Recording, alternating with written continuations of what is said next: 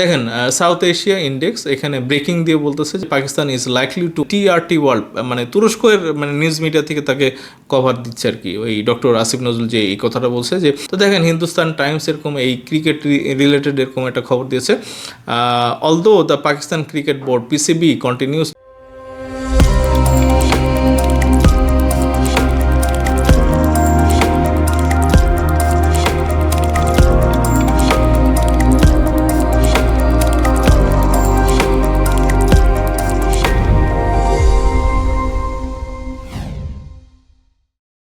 আসসালামু আলাইকুম বন্ধুরা, কেমন আছেন? আমি এনাম, আশা করি সব ভালো আছেন। বন্ধুরা, আগের ভিডিওতে ক্রিকেট নিয়ে কথা বলতে চাচ্ছিলাম, বাট ভিডিওটার সাইজটা এবং সময়টা একটু বেশি বড় হয়ে যাচ্ছিল, এই কারণে এই ভিডিও। এবং বন্ধুরা, এই ভিডিওতে ক্রিকেট এবং বাংলাদেশের জামাতের যেই অ্যাক্টিভিটি যেগুলো আছে সেগুলো নিয়ে একটু কথা বলবো, এবং বাংলাদেশের নির্বাচন এবং নির্বাচনের পরে তাদের ভবিষ্যৎ কি এটা নিয়ে একটু আলাপ করবো।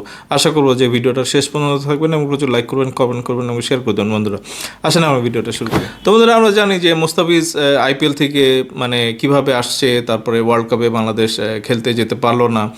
দীপু চন্দ্র দাস মানে এখানে আমরা দেখলাম যে তাকে মারা হইলো, এবং ওই সময়টায় আর কি যখন ওই ডেলি স্টার, তারপর প্রথম আলো, মানে ছায়ানট এবং উদীচিতে যখন আগুন জ্বালিয়ে দেওয়া হয়েছিল এক রাতে, এবং ওই আগে পরে আর কি, এবং মানে ভারতের যে হাই কমিশন সেখানেও আমরা মানে আক্রমণ করতে দেখছিলাম, এবং সেগুলো কারা করেছে এবং ওই মুসল্লিদের মানে যে বেশে আর কি, তো সেটা ভাই আমরা সবাই জানি।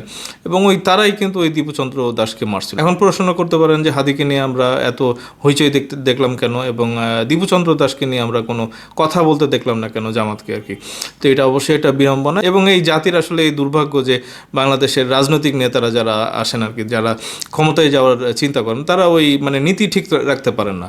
মানে প্রচুর ভালোবাসা দেখবেন আর কি। শিশির তো এরকম বলেই বসছিল যে ওই রোজা পূজা মানে মুদ্রার এপিট ওপিট, তো এই ধরনের কথাবার্তা কিন্তু আমরা দেখছি আর কি। তো এগুলো থেকে আসলে কি শিক্ষা নেব?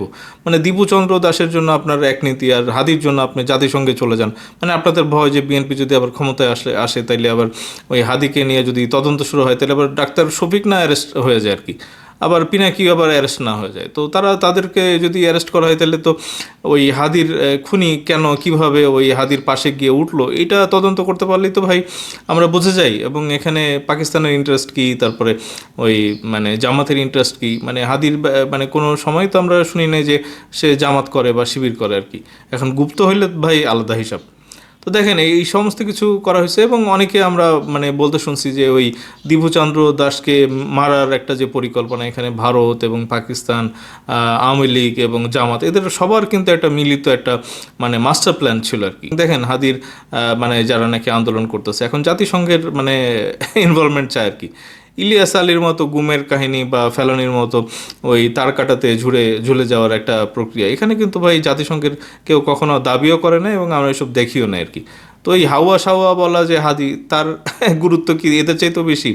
তারা এখন ন্যাশনাল হিরো বানায় ফেলছে আর কি তাকে, এবং তাদের একটাই কারণ যে জুলাই আগস্টের আবু সাইদের নাম তারা নিতে চায় না। আবু সাইদের বাবা ওই বিএনপিকে মানে ভোট দিতে বলছে, বা তারেক রহমানকে প্রধানমন্ত্রী হিসাবে দেখতে চাইছে।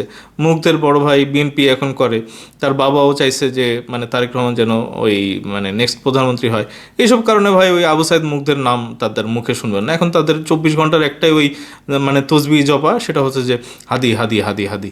তো হাদিকে হত্যার পিছনে যদি আপনারা তদন্ত করতে চান, ওই ডাক্তার শফিক এবং পিনাকি এই দুজনকে অ্যারেস্ট করতে পারলে আমার মনে হয় যে এই হত্যার একটা মাস্টার প্ল্যান এবং এটার বেনিফিশিয়ারি যে তারা কেন বেনিফিশিয়ারি, এবং এটা মানে যদি আমরা অ্যানালাইসিস করি, এটা ওই তাদেরকে গ্রেপ্তার করলেই আমার মনে হয় যে পুরো জিনিসটা ক্লিয়ার হয়ে যাবে আর কি। তো দেখেন এখানে আসি, তো ডক্টর আসিফ নজরুল আবার ওই আসিফ মাহমুদ সজীব ভুঁইয়া মানে সে ওই খেলাধুলা দেখতো আর কি।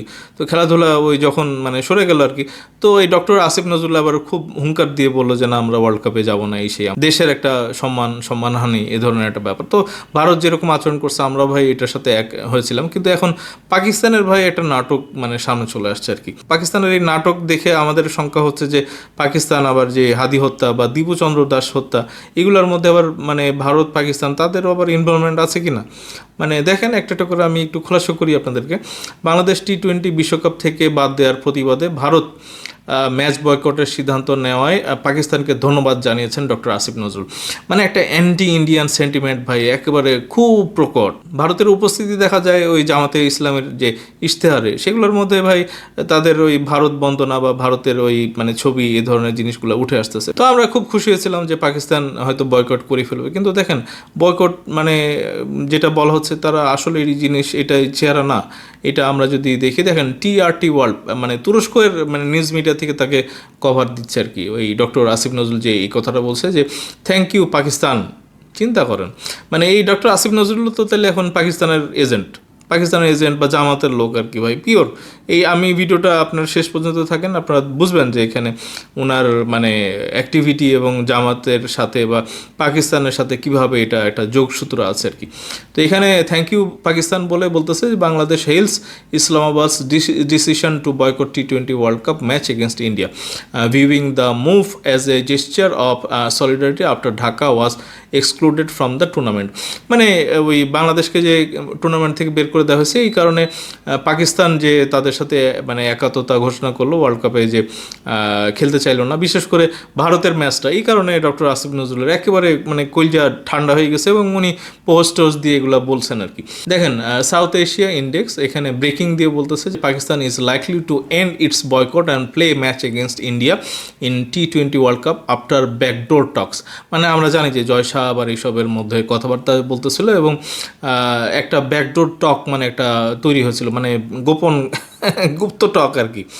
তো এইটা কি, এটা হিন্দুস্তান টাইমস এটা একটা টুইটই করে বসছে এবং সেই টুইটটা যদি আমরা একটু ভালো করে খেয়াল করি তাহলে এখানে খুব পরিষ্কার যে পাকিস্তানের মানে ইচ্ছাই হচ্ছে যে বাংলাদেশে একটা ভারত বিরোধী একটা মনোভাব থাকুক। ভারত বিরোধী মনোভাব থাকলে এখানে ইলেকশনে একটা প্রভাব আছে এবং এই ইলেকশনে এই ভারত বিরোধী মনোভাবের কারণে জামাত জিততে পারে আর কি। তো দেখেন হিন্দুস্তান টাইমস এরকম এই ক্রিকেট রিলেটেড এরকম একটা খবর দিয়েছে, although the Pakistan cricket board PCB continues to keep the International Cricket Council ICC waiting for official confirmation of its stance on the T20 World Cup group game against India. Former BCCI chief selector Chetan Sharma made a bold prediction. মানে বলতেছে যে এখানে wait করায় রাখছে আর কি, যে খেলবে কি খেলবে না ভারতের সাথে, যদিও ওখানে শাহবাজ শরীফ বলছে যে ওই মানে ভারতের সাথে খেলবে না, কিন্তু তারপরে আবার জয় শাহ আবার নিজে উদ্যোগী হয়ে আবার তাদের সাথে কথাবার্তা বলতেছিল আর কি, এবং ব্যাকডোরের মানে কথা কিন্তু এই কারণেই আসছে আর কি। তো সেখানেও তাদের যে চিফ সিলেক্টর একজন আছে যে BCCI-এর চেতন শর্মা, তো সে একজন একটা প্রেডিকশন দিয়েছে এবং সে বলতেছে যে claiming the PCB will make a you turn on the potential boycott decision after February 12। বুঝছেন মজা, বুঝছেন ঘটনা, মানে 12 তারিখ পর্যন্ত তাদেরকে থামায় রাখছে এবং 12 তারিখে কি হবে, 12 তারিখে বাংলাদেশের ইলেকশন হবে।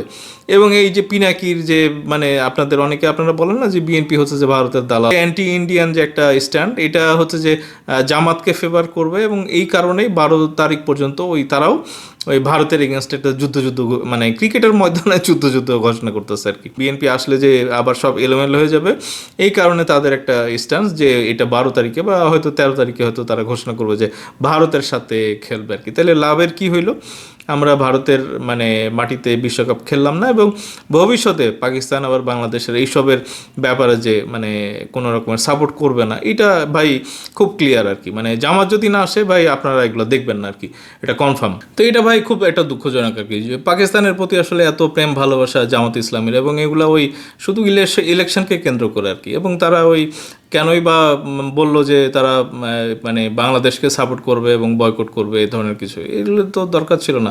মানে তারা চায় যে এখানে ওই 7 সিস্টারকে নিয়ে নানা ধরনের কমেন্ট করছে তারা, যে এবার ভারতে আক্রমণ করা হবে ইস্ট থেকে, বাংলাদেশ থেকে, এবং এগুলো নিয়ে আসলে ওই জামাত উঠে পড়ে লাগছিল। মানে 50 লক্ষ তার নাকি সেনাবাহিনী আছে, এগুলা ওই মানে ভারতে আক্রমণ করবে, জামাতের নায়েবে আমির বলছিল আর কি। এবং আমরা আসলে ওই জামাত এবং পাকিস্তানের ওই যে 71-এর যে বন্ডিং, এটা ভাই যে শেষ হয়ে যায় না, এগুলি কিন্তু আমরা দেখতেছি আর কি। এগুলো আসলে বাংলাদেশের জন্য আসলে এটা খুব একটা দুঃখজনক অবস্থা। কারণ বন্ধুরা আওয়ামী লীগ নাই, আওয়ামী লীগ মানে জুলাই আগস্টে কী করেছে আমরা জানি, এবং গত 17 বছর কী করছে, আর আওয়ামী লীগ ভ্যানিশ হয়ে গেছে। এবং আমরা জামাত ইসলামের কাছ থেকে একটা ডেমোক্রেসি বা ডেমোক্রেটিক একটা মানে পার্টি হিসাবে তাদেরকে চাচ্ছিলাম, কিন্তু এত কনস্পারেসি, এত ষড়যন্ত্র এবং এত মানে লাশের রাজনীতি, এই সেই ভাই আমরা ফেড আপ আর কি। বন্ধুরা এখন মতো এটুকুই, আপনারা অবশ্যই কমেন্টে আপনাদের মতামত জানাবেন এবং প্রচুর লাইক করবেন, কমেন্ট করবেন এবং শেয়ার করবেন বন্ধুরা, এবং খুব তাড়াতাড়ি দেখা হচ্ছে। ধন্যবাদ সবাইকে, আসসালামু আলাইকুম।